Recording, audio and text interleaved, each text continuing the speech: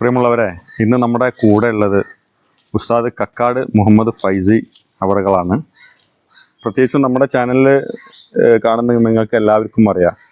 പ്രത്യേകിച്ചും പുസ്തകങ്ങളും അതുപോലെ തന്നെ യാത്രകളും ബന്ധപ്പെട്ട ഒരുപാട് താല്പര്യമുള്ള ഇഷ്ടമുള്ള ആളുകൾ നമ്മളെ കൂടെ ഉണ്ട്.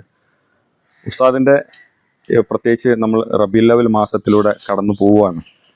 പ്രവാചക അനുരാഗവും അതുപോലെ തന്നെ പ്രവാചകനെയും ലോക ജനത വായിച്ചുകൊണ്ടിരിക്കുന്നു, അറിഞ്ഞുകൊണ്ടിരിക്കുന്നു, അറിയാനുള്ള വ്യഗ്രതയിൽ ഓടിക്കൊണ്ടിരിക്കുന്ന ഒരു കാലഘട്ടത്തിൽ നമ്മളെ സന്തോഷം തരുന്ന രൂപത്തിൽ ഉസ്താദിൻ്റെ ഒരു പുസ്തകം ഈ ഒരു മാസം വരുന്ന 27-ാം തീയതി കോഴിക്കോട് ടൗൺ ഹാളിൽ വെച്ച് ആദരണീയരായ പാണക്കാട് സയ്യിദ് മുനവ്വർ അലി ശിഹാബ് തങ്ങൾ പ്രകാശനം ചെയ്യുകയാണ്. സയ്യിദുന റസൂലുള്ളാഹി സ്വല്ലല്ലാഹു അലൈഹി വസല്ലം എന്ന പേരിൽ 1ഉം 2ഉം വാള്യങ്ങൾ ലോക ജനതയ്ക്ക് മുന്നിൽ മലയാളത്തിലാണ് ഇറങ്ങിയിരുന്നത്. ഇനി മറ്റു ഭാഷകളുണ്ടോ എന്നല്ല അറിയില്ല. പക്ഷേ അതിൽ 1ാമത്തെ വാള്യത്തിൻ്റെ പല ഏടുകളും പല പേജുകളും നമുക്ക് വായിച്ചപ്പോൾ ഉസ്താദിന് ആയിട്ടൊരു സംസാരം നമ്മളെ ചാനലിൽ കൊണ്ടുവരണം എന്നുള്ള അതിയായ ആഗ്രഹത്തിൻ്റെ പേരിലാണ് ഉസ്താദിനെ നമ്മൾ പെർമിഷൻ ചോദിച്ചു. ഉസ്താദിനെ കിട്ടി, വലിയ സന്തോഷം. ഏതായാലും കാര്യങ്ങളെല്ലാം അറിയേണ്ടത് ഉസ്താദിൻ്റെ പക്കൽ നിന്നാണ്. അതുകൊണ്ട് ഉസ്താദിനോട് ചോദിച്ച് നമുക്ക് അതിൻ്റെ കാര്യങ്ങളിലേക്ക് കടക്കാം. അസ്സലാമു അലൈക്കും ഉസ്താദെ. വഅലൈക്കും അസ്സലാം പ്രിയപ്പെട്ട ഫൈസ്. അതെ. ബിസ്മില്ലാഹിർ റഹ്മാനിർ റഹീം. അൽഹംദുലില്ലാഹി വസ്സലാത്തു വസ്സലാമു അലാ അഷ്റഫിൽ മുർസലീന വഅലാ ആലിഹി വസ്വഹ്ബിഹി അജ്മഈൻ. ഫൈസ് പറഞ്ഞതുപോലെ ഇൻഷാ അല്ലാഹ് സയ്യിദുനാ റസൂലുള്ളാഹി സ്വല്ലല്ലാഹു അലൈഹി വആലിഹി വസല്ലം അവരെ വരിക്കാനുള്ള പരിശ്രമം. ഉസ്താദെ, നമ്മൾ 1ാമത്തെ ഉസ്താദിൻ്റെ പുസ്തകം കണ്ടു. അതുപോലെ തന്നെ അതിൻ്റെ ചില പേജുകളൊക്കെ വലിയ കട്ടിയുള്ള പുസ്തകം ആവുമ്പോണ്ടല്ലോ, വല്ലാതെ കൂടുതൽ വായിക്കാൻ സമയമില്ലാത്ത സമയത്ത് പുസ്തകം കാണുമ്പോൾ നമ്മൾ വായിക്കാനുള്ള ശ്രമം നടത്തി നോക്കിയപ്പോൾ വളരെ ലളിതമായിട്ട് റസൂലിനെ ഇഷ്ടപ്പെട്ടുകൊണ്ട് സമീപിക്കുന്ന ആളുകൾക്ക് വളരെ ലളിതമായിട്ട് ചെറിയ ചെറിയ ഒരു എന്താ പറയുക അധ്യായങ്ങളാക്കിയിട്ടാണ് ഉസ്താദ് പരാമർശിച്ചിട്ടുള്ളത് പുസ്തകത്തെ. പക്ഷേ 2 വാള്യങ്ങൾ ഇറങ്ങി, 3ാമത്തെ വാള്യം ഇറങ്ങുന്നുണ്ട് എന്നാണ്. റസൂലിൻ്റെ ജീവിതത്തിൻ്റെ എല്ലാ മേഖലകളിലും പല റെഫറൻസുകളായിട്ടാണ് ഉസ്താദ് ഒരു 1-2 വാള്യങ്ങളിൽ കാണാൻ കഴിഞ്ഞത്. ഇതിൻ്റെ ഒരു മോട്ടീവ് എന്തായിരുന്നു എന്നുള്ളതാണ് നമ്മളെ മുന്നിൽ എടുക്കുന്നത്. പ്രത്യേകിച്ച് മലയാളത്തിൽ ഇങ്ങനൊരു വളരെ ചെറിയൊരു സ്പേസിലേക്ക് മാത്രം ഒരു പുസ്തകം ഇത്രയും ഗഹനമായ രൂപത്തിൽ ഇറങ്ങുമ്പോൾ അതിൻ്റെ മോട്ടീവ് എന്തായിരുന്നു എന്നുള്ളതെന്ന് അറിയാൻ ഉസ്താദിനോട് ചോദിക്കാൻ വല്ലാത്ത ആഗ്രഹമുണ്ട്. കാരണം മലയാളത്തിൽ മാത്രമാണ്, മറ്റുള്ള ഇതര ഭാഷകളിൽ ഇങ്ങനെയില്ല. പ്രത്യേകിച്ച് മലയാളത്തിൽ വേറൊരു പുസ്തകവും റസൂലിനെ മുഴുവനായിട്ട് പരാമർശിച്ചുകൊണ്ടുള്ളൊരു പുസ്തകം. ഇൻഷാ അല്ലാഹ് സയ്യിദുനാ റസൂലുള്ളാഹി സ്വല്ലല്ലാഹു അലൈഹി വസല്ലമയെ കുറിച്ചുള്ള പഠനം, വായന, ചിന്ത, ആലോചന, ഇതെല്ലാം അനുരാഗികൾക്ക്, അവിടുത്തെ മുഹിബ്ബീങ്ങൾക്ക് ആനന്ദദായകമാണ്. വല്ലാത്ത സായുജ്യം നൽകും. അവിടുത്തെ പേര് പറയുന്നത്, അവിടുത്തെ ഓർമ്മകളിൽ ജീവിക്കുന്നത്, അവിടുത്തെ ജീവിതചര്യകളെ അനുധാവനം ചെയ്യുന്നത്, ഇതൊക്കെയാണ് ഒരു സത്യവിശ്വാസിയുടെ ഇസ്ലാം. അവൻ്റെ മതജീവിതം അതാണ്. സ്വാഭാവികമായും ഈ പുസ്തകം ഒരു 15 വർഷത്തെയെങ്കിലും വായനാ പഠനത്തിൻ്റെ പ്രകാശനാണ്. സയ്യിദുനാ മുഹമ്മദ് സല്ലല്ലാഹു അലൈഹി വസല്ലം 1ാം വോള്യം 2004 പ്രകാശിച്ചത്. 20 വർഷമായി. പിന്നെ 2ാം വോള്യം 2007 പ്രസാധനം നടന്നു. കോഴിക്കോട് ക്യാപിറ്റൽ ബുക്സാണ്. പിന്നീട് വലിയൊരു ഗ്യാപ്പ് വന്നു. പഠിക്കുകയായിരുന്നു. പഠനശ്രമങ്ങൾ ഇനിയും തുടരുകയാണ്. അതിനിടയിലാണ് അൽഹംദുലില്ലാഹ് മനസ്സ് തുറന്നു.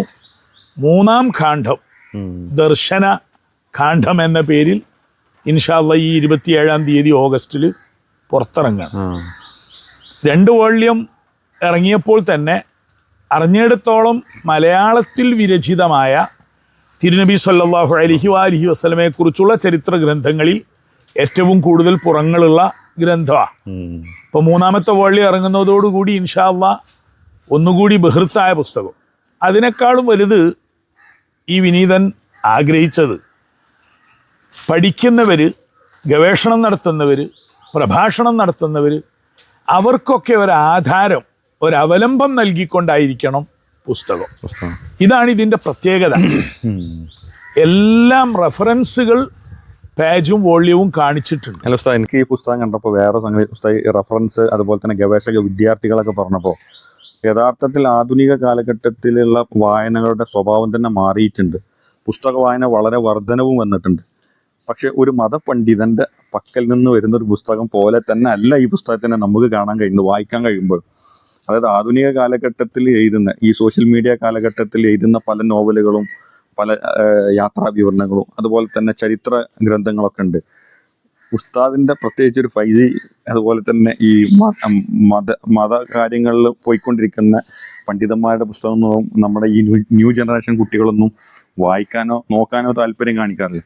പക്ഷേ ഈ പുസ്തകത്തിന്റെ 1-ാം വാള്യത്തിന്റെ ചില പേജുകൾ മാത്രം വായിച്ചപ്പോൾ നമുക്കതിനോട് വല്ലാത്ത ഇഷ്ടം, വായിക്കാൻ വല്ലാത്തൊരു പ്രേരണ, ഒരു മതകീയ പുസ്തകത്തിൽ നിന്ന് അതീതമായിട്ട് ആധുനിക കാലത്ത് നമ്മളെപ്പോലെയുള്ള ഈ ഒരു കാലഘട്ടത്തെ ജനറേഷൻ തെരഞ്ഞു നടക്കുന്ന ഒരു പുസ്തകം ഉണ്ടല്ലോ, ഒരു വായന സംവിധാനം. അതിലേക്ക് ഇത്രയും കാലം മുന്നേ ഒരു 1-ാം വാളി ഇറക്കാനുണ്ടാകുന്ന ഒരു സാഹചര്യത്തിനെ ഉസ്താദിനെ വല്ലതും സ്വാധീനിച്ചിരുന്നു എന്നുള്ളത് എനിക്കറിയില്ല. അതെ, പ്രിയപ്പെട്ട ഫായിസിന്റെ നല്ല ചിന്തകളെ കൊണ്ടാണ് അത്തരമൊരു പ്രശംസ പറയുന്നത്. ആമുഖമായി പറയട്ടെ മോനെ, ആദരവായ റസൂലുള്ളാഹി സ്വല്ലല്ലാഹു അലൈഹി വസല്ലമയുടെ ചരിത്രത്തെ സമീപിക്കാൻ അറിവും പക്വതയും കുറഞ്ഞ എന്നെപ്പോലുള്ളവര് ഞാൻ വളരെയധികം ഭയപ്പാടിലാണ്. കാരണം എത്ര തന്നെ വായിച്ചാലും പഠിച്ചാലും തിരുനബി സല്ലല്ലാഹു അലൈഹി വസല്ലമയുടെ ചരിത്രത്തോട് നീതി പുലർത്താൻ കഴിയണം, സത്യസന്ധമായി തീരണം. അവലംബിക്കുന്ന ഗ്രന്ഥങ്ങളിൽ അബദ്ധങ്ങൾ വന്നാൽ അത് നാം ഏറ്റുപിടിച്ച് നാമും അത് പ്രചരിപ്പിക്കുന്നവരായി മാറും. ഈ ഒരു ആശങ്കയാണ് പലപ്പോഴും അക്ഷരങ്ങളിലൂടെ വായനയിലൂടെ പഠിക്കുമ്പോൾ ഉണ്ടാകുന്ന പ്രതിസന്ധി. പിന്നെ നമ്മുടെ കഴിയുന്ന പോലെ സൂക്ഷ്മത പുലർത്തി എഴുതുന്നു, പഠിക്കുന്നു, പറയുന്നു. ഇനിയുള്ള കുറവുകൾ അല്ലാഹു തആല നമുക്ക് പുറത്തു തരണം, ഒന്നാമത്. 2, മലയാളികളായ വായനക്കാർക്കും കേൾവിക്കാർക്കും തിരുനബി സല്ലല്ലാഹു അലൈഹി വസല്ലമയുടെ വിശദ ജീവചരിത്രം എവിടെ കിട്ടും? ഈ ഒരു അവലംബങ്ങൾ കിട്ടാതെ 1-2 കിതാബ് പുസ്തകം ഇവിടുന്നും മാത്രം ലഭിക്കുന്നവരാണ്. മറിച്ച് 15 വർഷത്തോളായി ഇരുന്ന് പഠിക്കാൻ ശ്രമിച്ചു. ഏകദേശം 400-ലധികം പ്രസാദനം ചെയ്യപ്പെട്ട അവലംബ ഗ്രന്ഥങ്ങൾ സ്വീകരിച്ചിട്ടുണ്ട്. അതിനുശേഷം ഇന്ന് ആധുനിക മീഡിയകളിലൂടെ ലഭിക്കുന്ന CD-കളിലൂടെ മക്തബത്തു ഷാമിലയിലൂടെ ഒക്കെ ലഭിക്കുന്ന ആയിരക്കണക്കിന് ഗ്രന്ഥങ്ങളുടെ ഉദ്ധരണികൾ 1-2 വോള്യങ്ങളിൽ വന്നിട്ടുണ്ട്. അത് തന്നെ ഒരു വലിയ അവലംബാണ്. ഈ വിഷയത്തിൽ ഏറ്റവും ഉത്കൃഷ്ടമായ ഗ്രന്ഥമായി ഇന്ന് സമകാലീന പണ്ഡിതന്മാരൊക്കെ ആധാരമായി സ്വീകരിക്കുന്നത് ഇമാം ജലാലുദ്ദീൻ സുയൂത്തി റളിയല്ലാഹു അൻഹുവിന്റെ ശിഷ്യനായിരുന്ന അസ്വാലിഹു ഷാമി റളിയല്ലാഹു അൻഹു. അദ്ദേഹത്തിന്റെ 10-14 വോള്യമുള്ള കിതാബാണ് സുബുലുൽ ഹുദാ വറഷാദ് ഫീ ഹദി ഖൈരിൽ ഇബാദ്. ഇത് പണ്ഡിതന്മാരൊക്കെ ആ ഗ്രന്ഥത്തെ അവലംബിക്കുമ്പോൾ മറ്റ് പല ചെറിയ ഗ്രന്ഥങ്ങളെയും വായിക്കേണ്ട ആവശ്യം വരില്ല. 1000-ഓളം അവലംബ ഗ്രന്ഥങ്ങളെ ഉദ്ധരിച്ചുകൊണ്ടാണ് സുബുലുൽ ഹുദാ വറഷാദ് വന്നത്. അത് വളരെ തുടക്കത്തിലെ കാണാനും പഠിക്കാനുള്ള ഭാഗ്യം ഈ വിനീതനുണ്ടായി പഠന കാലഘട്ടത്തിലൊക്കെ. അതായത് ഏകദേശം ഒരു 85-ന് ശേഷം തന്നെ ഇതിന്റെ റെഫറൻസ്, കാരണം ദശദിന പ്രഭാഷണങ്ങൾ തിരുനബി സല്ലല്ലാഹു അലൈഹി വസല്ലമയെ പുരസ്കരിച്ച് പല ഭാഗത്തും നടത്തി. ദശദിന പ്രഭാഷണം തന്നെ ചുരുങ്ങിയത് ഒരു 10-20 സ്ഥലത്തൊക്കെ നടത്തിയിട്ടുണ്ട്. ഇത് പറയുമ്പോൾ എനിക്ക് ഓർമ്മയുണ്ട്, നമ്മൾ തിരുവിഴങ്ങാടിയില് ഉസ്താദിന്റെ പ്രഭാഷണങ്ങൾ എൻ്റെ ചെറുപ്പ കാലഘട്ടത്തിലൊക്കെ നമ്മൾ വന്ന് കേട്ടതൊക്കെ സത്യം പറഞ്ഞു കഴിഞ്ഞാൽ അതും കൂടി പറയാം. കാരണം ഈ കാലഘട്ടത്തിലും ആളുകൾ പറയുന്നത് തിരുവിഴങ്ങാടി എന്ന് പറഞ്ഞാൽ സുന്നത്ത് ജമാഅത്തിന്റെ ആളുകളും മുജാഹിദ് പ്രസ്ഥാനങ്ങളൊക്കെ ഒരുപോലെയുള്ള ഒരു നല്ലൊരു പ്രദേശമാണ്. അപ്പം അവിടെയുള്ള സുന്നി പ്രഭാഷണങ്ങൾ നടക്കുമ്പോൾ പലപ്പോഴായിട്ട് മുജാഹിദിന്റെ വിഭാഗത്തിലുള്ള ആളുകൾ വന്ന് കേട്ടുകൊള്ളണമെന്നില്ല. പക്ഷെ ഇരുവിഭാഗം ആളുകളും ഒരുപോലെ കേൾക്കാനും അതിന്ന് പഠനം ഉൾക്കൊള്ളാനും കഴിയുന്ന ഒരു സാഹചര്യം ഉണ്ടെന്നുള്ളത് ഇന്നും നാട്ടിലെ ഒരു അഭിപ്രായമുള്ള ഒരു സംഗതിയാണ്. ഈ പുസ്തകത്തിനെയും അത്തരത്തിൽ ഒരു എന്താ പറയുക ഏകപക്ഷീയമായിട്ട് റസൂലിനെ എന്താ പറയുക ചിലത് മാത്രം നിഷ്കർഷിക്കുക എന്നുള്ള ഉദ്ദേശത്തോടുകൂടി അല്ല എന്നുള്ളൊരു തോന്നുന്നത്. അതാണ് ഞാൻ നേരത്തെ ഉസ്താദിനോട് ചോദിച്ചത്. ഒരു തീർച്ചയായും പൊതുസമൂഹത്തിനെ കണ്ടിട്ടുള്ളൊരു എഴുത്ത് പോലെ. നിങ്ങളുടെ സദ്ഭാവന തന്നെയാണ് എല്ലാം. തിരൂരങ്ങാടിയിൽ ദശദിന പ്രഭാഷണം, അത് പരലോക ജീവിതം എന്ന വിഷയമായിരുന്നു. അതെ അതെ. അതിൽ സ്വർഗവും പരലോകവും ഒക്കെ വല്ലാതെ വർണ്ണിച്ചു. എന്നാൽ പിന്നെ അതിൽ നിന്ന് തിരുനബി സല്ലല്ലാഹു അലൈഹി വസല്ലമയിലേക്ക് കൂടുതൽ പഠനം കേന്ദ്രീകരിച്ചു. അൽഹംദുലില്ലാഹ്, അള്ളാഹു ചെയ്ത നിഅമത്ത് 300-ലധികം മണിക്കൂറുകൾ തിരുനബി സല്ലല്ലാഹു അലൈഹി വസല്ലമയുമായി ബന്ധപ്പെട്ടിട്ടുള്ള പ്രഭാഷണങ്ങൾ 90കളുടെ ആദ്യത്തിലുണ്ട്. അതിനുശേഷം പിന്നെയും നടന്നു. അപ്പോഴൊക്കെ ഇതെല്ലാം മലയാളികൾക്ക് ലഭിക്കണം എന്ന് തോന്നി. മലപ്പുറം സ്വലാത്ത് നഗറിൽ തിരുനബി സല്ലല്ലാഹു അലൈഹി വസല്ലമയെ പുരസ്കരിച്ച് ദശദിന പ്രഭാഷണം പല വർഷങ്ങളിൽ നടന്നു. ഓരോ വിഷയം മാറും. തിരുനബിയുടെ ചരിത്രം, തിരുനബിയുടെ അമാനുഷിക ഭാവങ്ങൾ, തിരുനബിയുടെ പ്രവചനങ്ങൾ മാത്രം 10 ദിവസം, ഇങ്ങനെയൊക്കെ ആയപ്പോൾ പ്രസംഗം നൈമിഷിക കാലത്തെ മാത്രമേ തീർച്ചയായിട്ടും ഉൾക്കൊള്ളൂ. അത് ഈ മീഡിയകളൊക്കെ ഉള്ളത് കൊണ്ട് കുറച്ചുകൂടി നിലനിൽക്കുമായിരിക്കും. മറിച്ച് ഗ്രന്ഥങ്ങൾ, നൂറ്റാണ്ടുകൾക്ക് മുമ്പ് എഴുതപ്പെട്ട കിതാബുകളും മലയാള പുസ്തകങ്ങളും ഒക്കെ നമ്മുടെ കയ്യിൽ ഇപ്പോഴും ഉണ്ടല്ലോ. തീർച്ചയായിട്ടും. അപ്പൊ അതിലേക്ക് ശ്രദ്ധ തിരിഞ്ഞു, അതൊരു തൗഫീഖായി മാറി. അങ്ങനെയാണ് ഈ പുസ്തകത്തിന്റെ രചന. ഒരു 7 വോള്യം 6 വോള്യം ഒക്കെ വരും എന്നാണ് പ്രതീക്ഷ. 2 വോള്യം തീർന്നപ്പോൾ തിരുനബി സല്ലല്ലാഹു അലൈഹി വസല്ലമയുടെ പൂർവ്വജന്മകാല കഥകൾ, അത് കൂടുതലൊന്നും മലയാളത്തിൽ പ്രകാശിപ്പിക്കപ്പെട്ടിട്ടില്ല.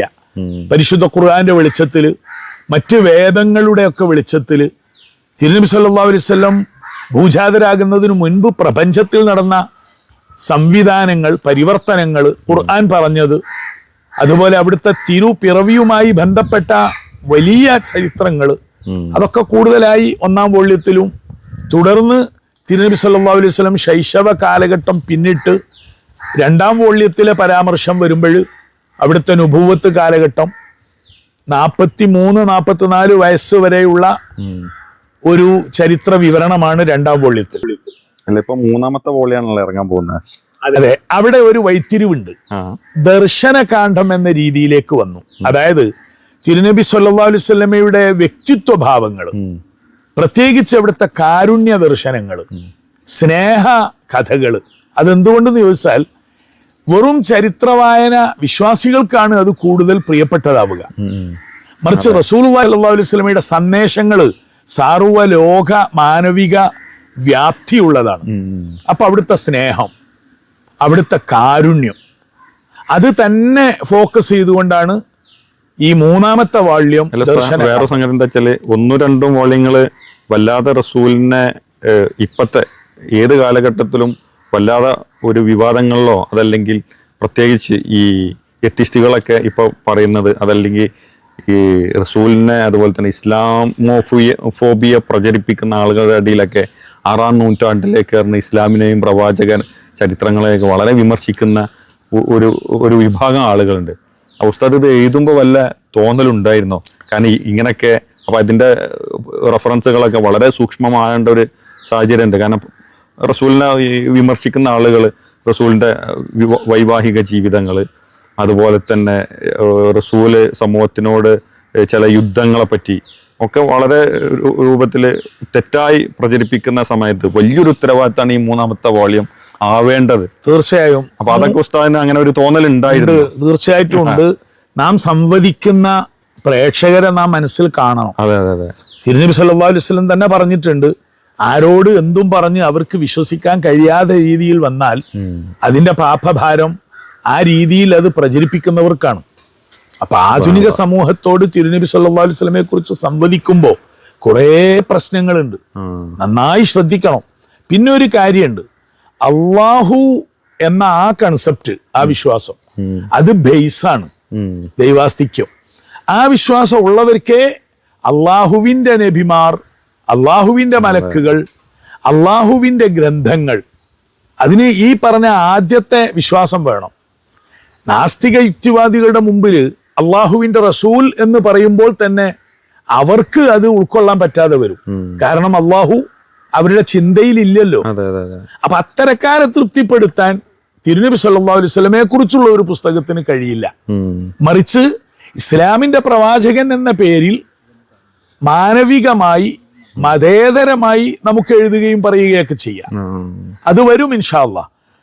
പക്ഷേ വിശ്വാസികൾ എപ്പോഴും അള്ളാഹുവിൻ്റെ പ്രിയപ്പെട്ട റസൂൽ ഹബീബുല്ലാഹി അഷ്റഫുൽ മുർസലീൻ സയ്യിദുൽ മുർസലീൻ അഷ്റഫുൽ ഖൽഖി അവ്വലുൽ ഖൽഖി സല്ലല്ലാഹു അലൈഹി വസല്ലം ഇങ്ങനെ കാണുമ്പോഴേ വിശ്വാസികൾക്ക് റസൂലുള്ളാഹിയെ പ്രിയപ്പെടൂ.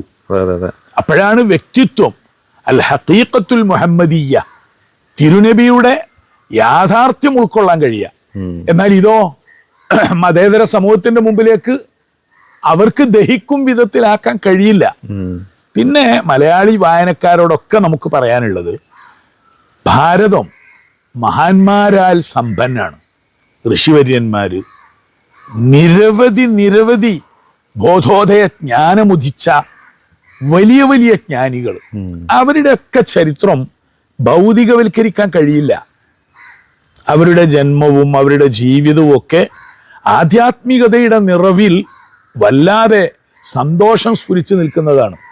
അവരെ ഇന്നത്തെ ഈ ആധുനിക ഭാഷയിലേക്ക് മാറ്റുമ്പോൾ നിഷേധവും പരിഹാസവും ഒക്കെ വരും.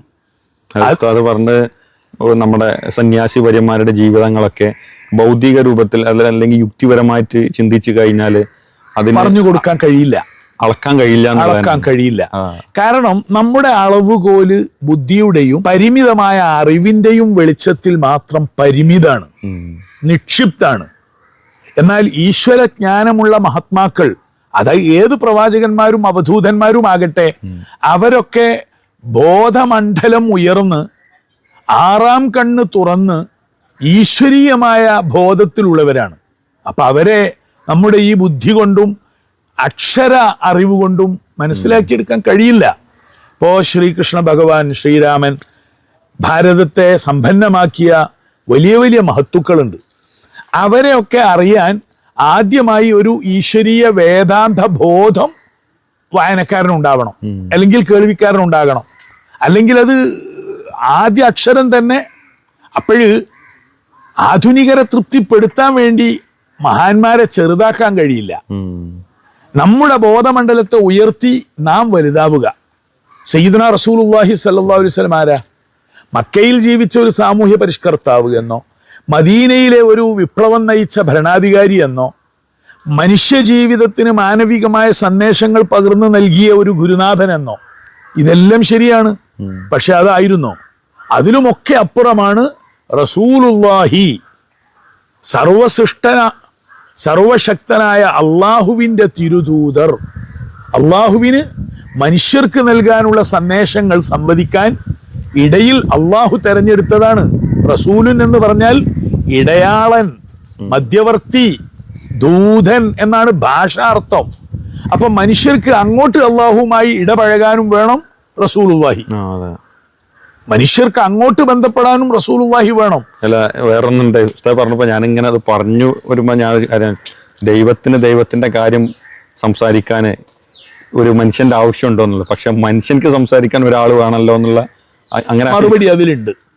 അള്ളാഹുവിന് വേണമെങ്കിൽ വലൗ ശിഅ്നാ ലആതൈനാ കുല്ല നഫ്സിൻ ഹുദാഹ, വേണമെന്ന് വിചാരിച്ചെങ്കിൽ എല്ലാവർക്കും സന്മാർഗ ബോധവും ബോധ്യവും നമുക്ക് നേരിട്ട് നൽകാമായിരുന്നു എന്ന് പരിശുദ്ധ ഖുർആൻ പറയുന്നുണ്ട്. എന്നാൽ അള്ളാഹുവിന് ഒരു സിസ്റ്റം ഉണ്ട്, ഒരു സംവിധാനം. നബിമാർക്ക് തന്നെ സന്ദേശങ്ങൾ നൽകാൻ മലായിക്കത്ത്, ഇനിയും മഴ പെയ്യിപ്പിക്കാൻ, ലോകാവസാനത്തെ നിയന്ത്രിക്കാൻ, ഇതിനൊക്കെ മലായിക്കത്തിനെ അള്ളാഹു തആല സംവിധാനിച്ചു എന്ന് പരിശുദ്ധ ഖുർആൻ പറയുന്നുണ്ട്. വേദങ്ങളൊക്കെ പറയുന്നുണ്ട്. അത് സർവശക്തനായ അള്ളാഹു ഇത്തരം ഒരു സംവിധാനം സ്വീകരിച്ചതുകൊണ്ടാണ്. ആ സംവിധാനം ഇല്ലാതെയും അള്ളാഹു തആല മുത്തലഖാണ്, നിരുപാധികമായി അത് ചെയ്യാൻ കഴിയും. പക്ഷെ എന്തു ചെയ്യാൻ? അള്ളാഹു ഈ ഒരു രീതി ചെയ്തുകൊണ്ട് മലക്കുകളെ ആദരിച്ചു, പ്രവാചകന്മാരെ ആദരിച്ചു, മഹാത്മാക്കളെ ആദരിച്ചു. ഇനി ആ ഒരു സംവിധാനത്തിലൂടെയാണ് അള്ളാഹുവിലേക്ക് അറിയാനും പഠിക്കാനും പരിശ്രമിക്കേണ്ടത്. അതിൽ സയ്യിദുനാ റസൂലുള്ളാഹി സ്വല്ലല്ലാഹു അലൈഹി വസല്ലമ അന്ത്യപ്രവാചകരാണ്. സാർവകാലികവും സാർവലോകത്തേക്കും നിയുക്തനാണ്. അതുകൊണ്ട് തന്നെ അവിടുത്തെ സന്ദേശങ്ങൾ കാലാതീതമാണ്. എന്നാൽ അറേബ്യയിൽ 7-ാം നൂറ്റാണ്ടിൽ പറഞ്ഞ അത്തരം പ്രമാണങ്ങളെ കാലത്തെ ഉൾക്കൊണ്ടുകൊണ്ട് വ്യാഖ്യാനിക്കുന്ന ഒരു വിശാലത വേണം. അതാണ് മതപണ്ഡിതന്മാര് പഠിക്കേണ്ടത്. ഉദാഹരണം അത്തിയുള്ളാഹു അത്തിയുർ റസൂല വ ഉലിൽ അംരി മിൻകും ഖുർആനാണ്. അള്ളാഹുവിനെ നിങ്ങൾ അനുസരിക്കുക, റസൂലുള്ളാഹി സ്വല്ലല്ലാഹു അലൈഹി വസല്ലമയെ അനുസരിക്കുക, നിങ്ങളിൽ നിന്നുള്ള കാര്യ അധികാരമുള്ളവരെയും നിങ്ങൾ അനുസരിക്കുക. ഇത് ഖുർആന്റെ ഭാഷയാണ്. ഇത് ഭരണാധികാരികൾ എന്ന് മാത്രം പരിമിതപ്പെടുത്താൻ പറ്റില്ല. ഇത് മദ്ഹബിന്റെ ഇമാമുകൾ എന്ന് മാത്രം പറയാൻ പറ്റില്ല. ഉലുൽ അംരി മിൻകും എന്താണ് അതിന്റെ വിവക്ഷ? ഏതൊരു വിഷയത്തിലും അതിൽ ആരാണോ ഇടപെട്ട് അധികാരമുള്ളവർ അവരെ അനുസരിക്കാൻ ജീവിതമുള്ളവന് ബാധ്യതയാണ്. ഒരു ബാങ്കിലേക്ക് ചെന്നാൽ അവിടുത്തെ മാനേജറാണ് അവിടുത്തെ ഉലുൽ അംർ, അദ്ദേഹത്തെ അനുസരിക്കൽ നിർബന്ധമാണ്. അതേ സമയത്ത് ട്രാഫിക് പോലീസുകാരനെ ഈ മാനേജർ അനുസരിക്കൽ നിർബന്ധമാണ്. ഇതെന്തിനാ പറയുന്നത്? പ്രമാണങ്ങളുടെ കാലിക വ്യാഖ്യാനവും വായനയും നഷ്ടപ്പെട്ടു പോയതുകൊണ്ടാണ് പരിശുദ്ധ ദീനിനെ ആധുനിക സമൂഹത്തിന് ഉൾക്കൊള്ളാൻ പറ്റാതെ പോയത്. സയ്യിദുനാ റസൂലുള്ളാഹി സ്വല്ലല്ലാഹു അലൈഹി വസല്ലം എല്ലാ കാലത്തോടുമാണ് സംസാരിച്ചത്. അവിടുത്തെ സന്ദേശങ്ങളൊക്കെ സാർവകാലികമാണ് എന്ന് പറഞ്ഞാൽ പോരാ, അതിന്റെ പ്രായോഗികത ആ രീതിയിൽ വ്യാഖ്യാനിച്ച് മനസ്സിലാക്കി കൊടുക്കാൻ കാലത്തിന്റെ ചുവര്, അങ്ങനൊക്കെ പറയാറുണ്ട്, കാലത്തിന്റെ ചുവരെഴുത്തുകൾ വായിക്കണം, വായിക്കുക തന്നെ വേണം. ഇരിക്കട്ടെ, സയ്യിദുനാ റസൂലുള്ളാഹി സ്വല്ലല്ലാഹു അലൈഹി വസല്ലമ അവിടുത്തെ മാനവികമായി കാണേണ്ടവർക്ക് അങ്ങനെ കാണിച്ചു കൊടുക്കണം. ഞാൻ ചില സ്ഥലത്തൊക്കെ പ്രസംഗിച്ചിട്ടുണ്ട്. രാമനാട്ടുകരയിൽ 10 ദിവസം തിരുനബിയുടെ മാനവിക മാനം ദശദിന പ്രഭാഷണം ഒരു സ്കൂൾ ഗ്രൗണ്ടിലായിരുന്നു. ഹൈന്ദവരും ക്രൈസ്തവരും ഉദ്യോഗസ്ഥരും ഒക്കെ വന്നു, വല്ലാതെ ശ്രദ്ധിച്ചു. അപ്പോൾ ഈ റസൂലുള്ളാഹി അവരോട് അവതരിപ്പിക്കുമ്പോൾ തൊഴിലാളികൾക്ക് പ്രബുദ്ധമായ ഒരവസ്ഥ നൽകിയ റസൂലുള്ളാഹി സല്ലല്ലാഹു അലൈഹി വസല്ലമ, കുട്ടികളുടെ മുമ്പിൽ കുട്ടികളോട് കളിച്ച തോഴനായ സയ്യിദുനാ റസൂലുള്ളാഹി സല്ലല്ലാഹു അലൈഹി വസല്ലം. ഫൈസിനോട് ഞാൻ പറയാം, ഒരിക്കൽ എവിടെയോ പ്രസംഗിച്ചപ്പോൾ വിദ്യാഭ്യാസ സമുദ്ധാരകനായ റസൂലുള്ളാഹിയെ കുറിച്ച് വാചാലമായി പ്രഭാഷണം നടത്തി. ഈ പ്രസംഗം കേട്ടുകൊണ്ടിരുന്ന ഒരു ബുദ്ധിജീവി, അദ്ദേഹം സാക്ഷരതാ പ്രവർത്തകനാണ്, പ്രസംഗമൊക്കെ കഴിഞ്ഞ് എൻ്റെ അടുത്ത് വന്ന് പരിചയപ്പെട്ടു. അദ്ദേഹം പറഞ്ഞു, ദയവായി അങ്ങ് എൻ്റെ വാർഡിൽ ഒരു പ്രഭാഷണത്തിന് വരണം. അദ്ദേഹം മുസ്ലിം അല്ല, രാധാകൃഷ്ണൻ എന്നാ പേര്. അപ്പൊ അദ്ദേഹം പറയുന്നത് എന്താ? ബദർ പോരാളികളായ ആളുകളെ ഉപയോഗപ്പെടുത്തി യുദ്ധം ചെയ്യിച്ചു, അഭയാർത്ഥികളെ കയ്യിൽ ലഭിച്ചപ്പോൾ അക്ഷരാഭ്യാസം നൽകാൻ വേണ്ടി അവരെ തിരുനബി സല്ലല്ലാഹു അലൈഹി വസല്ലം പ്രയോജനപ്പെടുത്തി. അമുസ്ലിംകളെ, മുസ്ലിം വിശ്വാസികളെ പഠിപ്പിക്കാൻ വേണ്ടി മദീനത്തെ പള്ളിയിൽ റസൂലുള്ളാഹി സ്വല്ലല്ലാഹു അലൈഹി വസല്ലം അവസരം കൊടുത്തു. അപ്പോഴാണ് ശ്രീ രാധാകൃഷ്ണൻ ചോദിക്കുന്നത്, എങ്കിൽ ഞങ്ങളൊക്കെ നടത്തുന്ന സാക്ഷരതാ ക്ലാസ്സിൽ മുസ്ലിം വിശ്വാസികൾ അകന്നു നിൽക്കേണ്ടതില്ലല്ലോ, ഇതൊന്ന് പറയണം. ഇത് പറഞ്ഞു വരുന്നത് ആധുനിക സമൂഹത്തിന് റസൂലുള്ളാഹിയെ കൊടുക്കണം. സ്ത്രീപക്ഷ വായനയാണ് ലോകത്ത്. തിരുനബി സല്ലല്ലാഹു അലൈഹി വസല്ലമയോളം സ്ത്രീപക്ഷ വ്യാഖ്യാനത്തിലൂടെ ജീവിതത്തെ കണ്ട ആളാരാ? അപ്പൊ അത് അവരോട് പറഞ്ഞു കൊടുക്കണം. എന്തെല്ലാം എങ്ങനെയെല്ലാം പറഞ്ഞാലും ആത്യന്തികമായി അള്ളാഹുവിന്റെ ഹബീബ് ആരാണ്? സല്ലല്ലാഹു അലൈഹി വസല്ലമ റസൂലുള്ളാഹിയാണ്. അപ്പൊ ഈ പുസ്തകത്തിലുടനീളം പോകുന്നത് റസൂലുള്ളാഹിയാണ്. അവിടുത്തെ സവിശേഷ വ്യക്തിത്വത്തെയാണ് കാണേണ്ടത്. ദർശനകാന്ഡത്തിലെ 3-ാം വോള്യത്തിലെ പ്രധാന പ്രമേയം തന്നെ ആമുഖം അതാണ്. അതല്ലാത്ത ഒരു തൂവലും ഒരു തലപ്പാവും റസൂലുള്ളാഹി സ്വല്ലല്ലാഹു അലൈഹി വസല്ലമയ്ക്ക് പാകമാവുകയില്ല. അവിടുന്ന് ഹബീബുല്ലാഹിയാണ്, അവിടുന്ന് റസൂലുള്ളാഹിയാണ്. മുഅ്മിനീങ്ങൾക്ക്, മുസ്ലിമീങ്ങൾക്കെങ്കിലും അങ്ങനെ കാണാൻ കഴിയണം. ഇതിപ്പോ 3-ാമത്തെ വോള്യം വരെ ഇറങ്ങിപ്പോ എല്ലാം മലയാളത്തിലല്ലേ ഉള്ളൂ? മലയാളത്തിലാണ് ഇപ്പോഴും. അൽഹംദുലില്ലാ, സന്തോഷം പറയട്ടെ. ഫൈസാണ് ആദ്യം ചോദിക്കുന്നത്. ഇത് മലയാളത്തിലുള്ള കണ്ടൻസ് ഒക്കെ അറിഞ്ഞ പല പണ്ഡിതന്മാരും ഇത് അറബ് ഭാഷയിലേക്ക് പോയാൽ കൂടുതൽ പ്രയോജനമാകുമെന്നൊക്കെ പറഞ്ഞു. ഇന്നത് തുടങ്ങിക്കഴിഞ്ഞു അൽഹംദുലില്ലാ. 3-ാം വോള്യത്തിന്റെ അറബിയിലേക്കുള്ള വിവർത്തനം ഏറെക്കുറെ പകുതിയായി കഴിഞ്ഞു. അതിനി ഉന്നതന്മാരായ അറബ് പണ്ഡിതന്മാരും കൂടെ വായിച്ച് ബോധ്യപ്പെട്ട് മനസ്സിലാക്കി നമുക്ക് ഇൻഷാ അല്ലാഹ്. അതുപോലെ ഇംഗ്ലീഷിലേക്കുള്ള മൊഴിമാറ്റത്തിന്റെ പണി ആരംഭിച്ചു കഴിഞ്ഞു. അതൊരു ഭാഗത്ത് അൽഹംദുലില്ലാ സഹൃദയർ നടത്തുന്നുണ്ട്. നാം ഇതൊക്കെ നടത്തിയാലും നമ്മൾ ഇതിന് അർഹതയുള്ളവരോ അറിവുള്ളവരോ അല്ല. അല്ല, പുസ്തകം വേറൊരു സംഗതി ചോദിച്ചോട്ടെ ഉസ്താദെ, ചോദിക്കണ എത്രത്തോളം മര്യാദ തന്നെ അറിയില്ല.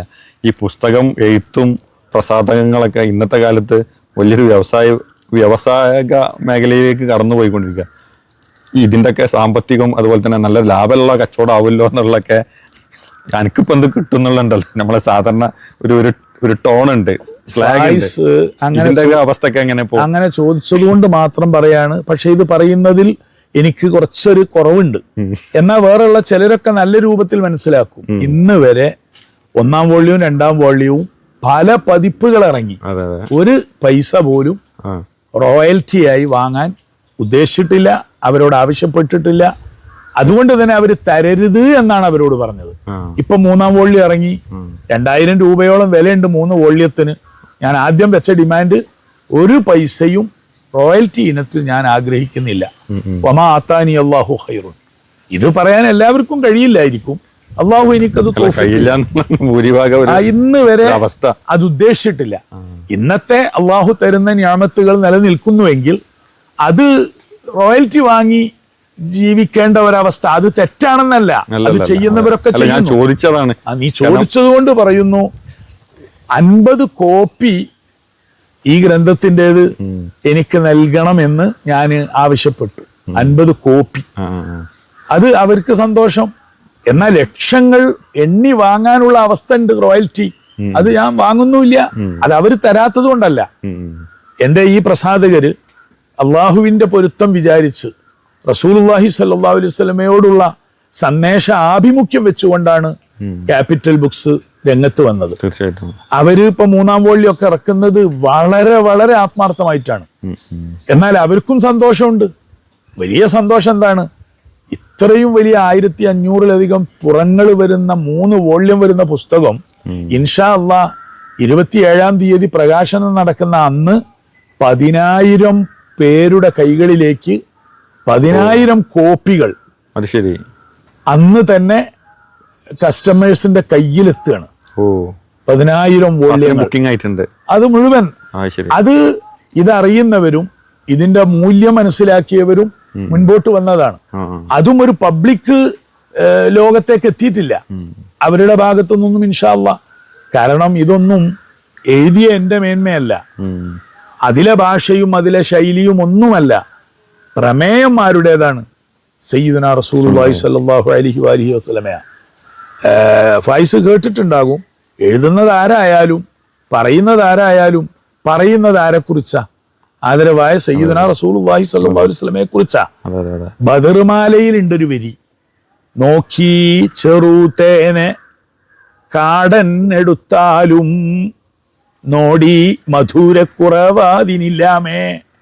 കുളിക്കാത്ത വൃത്തിയില്ലാത്ത ആളാണ് തേൻ എടുക്കുന്നതെങ്കിലും എടുക്കുന്നത് തേനാണെങ്കിൽ കാടൻ എടുത്താലും ശരി, ഇനി ഒരു കാ കൂട്ടിയാലും കുഴപ്പമില്ല, ആ തേൻ മധുരമുള്ളതാ. ആദരവായ റസൂലുള്ളാഹിയെ നാം പ്രശംസിക്കുന്നു, എഴുതുന്നു കവിതകളിലൂടെ, പ്രഭാഷണങ്ങളിലൂടെ.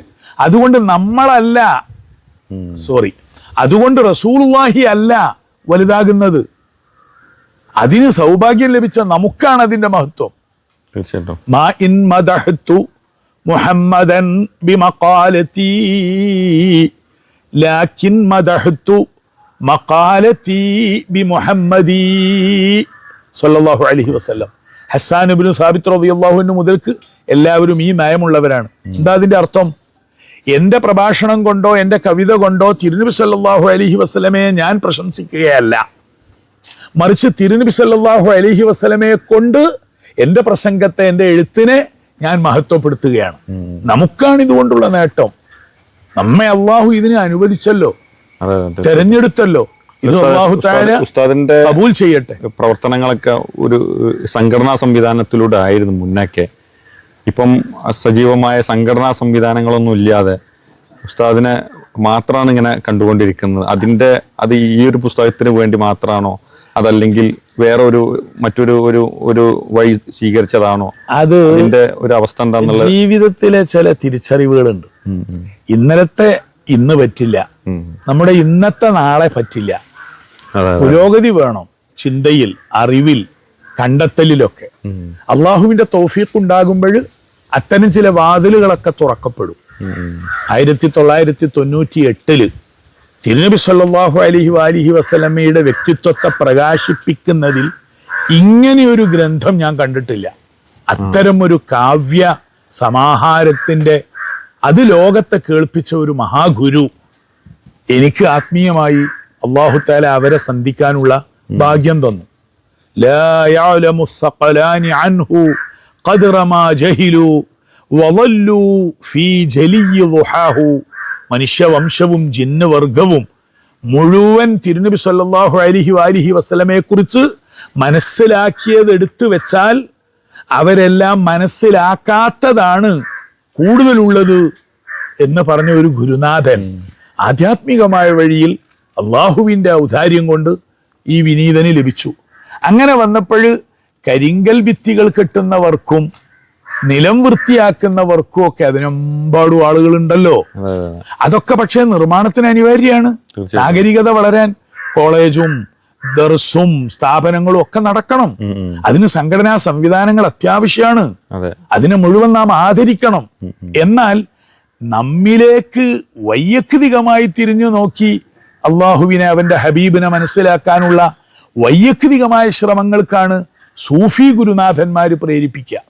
അങ്ങനെ വരുമ്പോൾ നമ്മുടെ കൽബില് ശരിയെങ്കിലും സ്ഫുരണം വന്നു കിട്ടിയാൽ ഹബീബ് റസൂലുള്ളാഹി സ്വല്ലല്ലാഹു അലൈഹി വസല്ലമയെ കുറിച്ച് നാവ് കൊണ്ട് പറയുന്നതും പേന കൊണ്ട് എഴുതുന്നതിലും അപ്പുറം കൽബ് തെളിഞ്ഞുകൊണ്ട് ഉൾക്കൊള്ളാനായാലോ. അപ്പൊ അത്തരം ഒരു ലോകത്ത് അഭിമന്യരായ സദ്ഗുരുവിനെ എപ്പോഴും പഠിച്ചും അറിഞ്ഞും അവരിലൂടെ പരിശുദ്ധ ഖുർആനിനെയും തിരുസുന്നത്തിനെയും വായിച്ചും എന്തൊരു സ്വസ്ഥമായ മധുരമായ ലോകമാണ്. എന്നാൽ ഇത് നോട്ടീസ് അടിച്ച് പ്രചരിപ്പിക്കേണ്ട വഴിയല്ല ആധ്യാത്മികത. അത് അതിന്റെ വക്താക്കൾ സമയമാകുമ്പോൾ എത്തിച്ചേരും. ഇപ്പോഴും 10,000-കണക്കിന് ആളുകൾ അൽഹംദുലില്ലാ ഈ ഒരു ഗുരുമാർഗത്തെ സേവിക്കാനും അനുധാവനം ചെയ്യാനും നമ്മുടെ കേരളത്തിൽ തന്നെ ഉണ്ട്. അപ്പൊ അവരുമായൊക്കെ ബന്ധപ്പെട്ട് സ്വസ്ഥവും ശാന്തവും അതോടൊപ്പം പ്രൗഢവുമായി മുന്നോട്ട് പോകാൻ കഴിയുന്നുണ്ട് അൽഹംദുലില്ലാ. എന്നാൽ മറ്റ് സംഘടനാ സംവിധാനങ്ങളെ മുഴുവൻ ആദരിക്കണം. നമുക്ക് സദ്ഗുരുക്കന്മാര് മുഖേന വെളിച്ചം ലഭിച്ചാലും ലോകത്ത് പൊതുവായ ഒരു സമീപനമുണ്ട്. അത് ഇന്ന് അൽഹംദുലില്ലാ അഹ്ലുസുന്നത്തി വൽ ജമാഅത്തിന്റെ വ്യത്യസ്തങ്ങളായ മുഖങ്ങൾ അവരൊക്കെ ഐക്യത്തിലും ഒരുമയിലും പണ്ഡിതന്മാര് പരസ്പരം ആദരിച്ചും മുന്നോട്ട് പോകണമെന്നാണ് നമ്മളൊക്കെ ആശിക്കുന്നത്. അതിന് നമ്മാൽ കഴിയുന്നതൊക്കെ നമ്മൾ ചെയ്തുകൊണ്ടിരിക്കുന്നു. നമ്മളായി ആരെയും കുറ്റം പറയാനോ ആരെയും ചെറുതാക്കാനോ തയ്യാറല്ല. വ്യക്തിപരമായി പറഞ്ഞാലോ ഇന്നലെയും പറഞ്ഞു. വ്യക്തിപരമായി എനിക്ക് പറയാനുള്ളത് മഹ്ശറയിൽ പരലോകത്ത് ഒരു വിളംബരം നടന്നു. എല്ലാ ജനതതികളും സ്വർഗത്തിലേക്കാണ്, ഒരാളൊഴികെ. സങ്കല്പിച്ചു നോക്ക്. ഇത് സയ്യിദുന ഉമറുൽ ഫാറൂഖ് റളിയല്ലാഹു അൻഹുവിന്റെ വ്യാഖ്യാനമാണ്. ഇമാം ഇബ്നുൽ ജൗസി ഹില്യത്തുൽ ഔലിയായിൽ പറഞ്ഞിട്ടുണ്ട്. ഇതെല്ലാം മുസ്ലിമും മനസ്സിൽ വെക്കണം. അവൻ നരകത്തില് ഇവൻ നരകത്തില് എന്ന് പറഞ്ഞ് കുറ്റപ്പെടുത്തുന്നതിന് പകരം ഞാൻ നരകത്തിൽ പോകേണ്ടി വരുമോ, കാരണം എന്നെക്കുറിച്ച് എനിക്കല്ലേ കൂടുതൽ അറിയുക. അവിടെയാണ് ഉമറുൽ ഫാറൂഖ് റളിയല്ലാഹു അൻഹു പറഞ്ഞത്, മഹ്ശറ വൻസഭയിൽ ഒരു വിളംബരം മുഴങ്ങി, എല്ലാ ജനതതികളും സ്വർഗത്തിലേക്ക് ഒരാളൊഴികെ. ഇത് ഞാൻ കേട്ടാൽ സയ്യിദുനാ ഉമറുൽ ഫാറൂഖ് റളിയല്ലാഹു അൻഹു പറയാ, അത് ഞാനാണെന്നാണ് എന്നെക്കുറിച്ച് ഞാൻ മനസ്സിലാക്കുക. ഇതായിരിക്കണം വൈയക്തികമായി അവനവനെ കുറിച്ചുള്ള ബോധം. ഇതെന്നെക്കുറിച്ച് എനിക്ക് വേണം. എന്നെക്കാളും ലോകത്ത് ഞാൻ കാണുന്നവരെല്ലാവരും ഉത്തമരാണ്, എല്ലാവരും നല്ലവരാണ്. എൻ്റെ കുറവുകൾ എനിക്ക് നല്ലപോലെ അറിയാവുന്നത് കൊണ്ട് ഞാനാണ് ഏറ്റവും മോശക്കാരൻ. ഇങ്ങനെ വരുമ്പോഴാണ് മനുഷ്യ സമൂഹത്തിൽ പ്രശാന്തമായ ഒരു ശിക്ഷണം നടക്കുക. ഇത് നമ്മുടെ ഗുരുനാഥനൊക്കെ നമുക്ക് പഠിപ്പിച്ചു തന്നതുകൊണ്ട് എല്ലാവരും എന്നെക്കാൾ മഹത്വമുള്ളവരാണ്. ഇപ്പൊ ചിലര് പറയും, കൂട്ടത്ത് പറഞ്ഞോട്ടെ, ഈ സയ്യിദുനാ റസൂലുള്ളാഹി സ്വല്ലല്ലാഹു അലൈഹി വസല്ലമയുടെ പ്രകാശന നിറവിലാണ് ഇപ്പം നമ്മളൊക്കെ ഉള്ളത്. ചിലര് പറയും ഏറ്റവും നല്ല പുസ്തകം. നോ, ഇതിനേക്കാളൊക്കെ എത്രയോ സ്വീകാര്യതയുള്ള പുസ്തകങ്ങൾ മലയാളത്തിൽ വേറെ ഉണ്ടാകും. ഏറ്റവും കൂടുതൽ പഠിച്ച ആള് കക്കാട് പറ്റില്ല. എന്നെക്കാൾ അധികം എത്രയോ മടങ്ങ് പഠിച്ച ഉസ്താദുമാര് എമ്പാടും ഉണ്ട്. പക്ഷെ ഒരു കാര്യം ഞാൻ പറയൂ, ഏറ്റവും വലിയ പുസ്തകം മലയാള ഭാഷയിൽ എഴുതാനുള്ള ഒരു യോഗം. കാരണം ക്വാണ്ടിറ്റി വാള്യം നോക്കി പറയാമല്ലോ. ഇപ്പൊ അൽഹംദുലില്ലാ മൂന്നാമത്തെ വോള്യം ആദ്യമായി ഫായിസിന്റെ മുമ്പിലാണ് പ്രകാശിക്കുന്നത്. സയ്യിദ് മുനവർ അലി ശിഹാബ് തങ്ങൾ ഇൻഷാ അല്ലാഹ് ടൗൺ ഹാളിൽ അടുത്ത ബുധനാഴ്ച കാണിക്കും. അപ്പൊ ഇതും കൂടെ വരുമ്പോ 1500 1600 പേജ് വരും. അപ്പൊ വലിയ പുസ്തകമാണ്. ഈ പുസ്തകം എന്ന് പറയുമ്പോൾ ഈ ഒരു കാലത്ത് ഇറങ്ങുമ്പോൾ വായനക്കാരോട് ഉസ്താദിന് പ്രത്യേകിച്ച് ഈ ഒരു പുതിയ വായനക്കാരോട് റസൂലിനെ അറിയാൻ വേണ്ടി ആഗ്രഹിക്കുന്ന ആളുകളോട് ഉസ്താദിന് ഈ ഒരു പുസ്തകം വെച്ചിട്ട് എന്താ പറയാനുള്ളത്? അവിടെ ഞാൻ പറയുമ്പോൾ എൻ്റെ ശ്രോതാവിൻ്റെ ബുദ്ധി ഒന്ന് മാറ്റി വെക്കണം. അള്ളാഹുവിൻ്റെ വെളിച്ചമാണ്. യഹ്ദില്ലാഹു ലിനൂരിഹി മൻ യശാ. അള്ളാഹു അവൻ്റെ ഒളിവിലേക്ക്, ചൈതന്യത്തിലേക്ക്, പ്രകാശത്തിലേക്ക് അവൻ ഉദ്ദേശിക്കുന്നവരെ നയിക്കും. ആ ഹിദായത്ത് വഴിയുള്ളവർ അതിന് പറ്റുന്ന പുസ്തകവും അതിന് പറ്റുന്ന കിതാബും അതിന് പറ്റുന്ന ഗുരുനാഥന്മാരെയും അള്ളാഹു അവർക്ക് എളുപ്പമാക്കി കൊടുക്കും. അങ്ങനെ അന്വേഷിക്കുന്നവർക്ക് തിരുനബി സല്ലല്ലാഹു അലൈഹി വസല്ലമയെ വായിക്കാനും അറിയാനും പഠിക്കാനും പ്രചോദനം നൽകുന്ന ഒരു കിതാബായി അള്ളാഹു തആല ഈ വിനീതൻ എഴുതിയ വരികളെ സ്വീകരിച്ചാലോ വലിയ ഭാഗ്യമാണ്. അതാണ് തൗഫീഖ്. അതുകൊണ്ട് തന്നെ വിപണന രംഗം എൻ്റെ ശ്രദ്ധയിലില്ല. കൂടുതൽ കോപ്പികൾ വിറ്റഴിക്കപ്പെടണം എന്ന ഒരു ചിന്തയും ഇതുവരെ